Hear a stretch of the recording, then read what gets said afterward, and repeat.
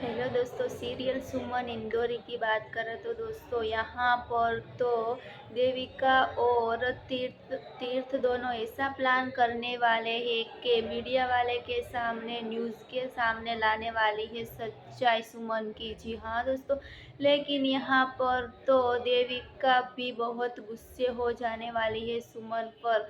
फिर भी सुमन हार नहीं मानने और वाली और सुमन ये सब न्यूज़ देख के सुमन तीर्थ के घर वापस लौटने वाली है और देविका को सबक सिखाने वाली है सुमन। जी हाँ दोस्तों, सीरियल में आगे शो में धमाकेदार ट्विस्ट मिलने वाला है कि यहाँ पर तो दोस्तों सुमन के घर श्री राम जी की पूजा में देविका बहुत ड्रामा करती है और बहुत बदतमीजी भी करती है। जी हाँ दोस्तों, लेकिन यहाँ पर तो सुमन देविका को सबक सिखाती है। जी हाँ, आगे शो में धमाकेदार ट्विस्ट मिलने वाला है और आगे देखने के लिए जुड़े रहे किरण सीरियल स्टोरी के साथ। दोस्तों सब्सक्राइब और कमेंट करके भी हमें ज़रूर बताना कि तीर्थ और सुमन की जोड़ी अच्छी लगे है कि कृतिका और तीर्थ की जोड़ी अच्छी लगे है। जी हाँ दोस्तों, फिलहाल लिए बस इतना सा।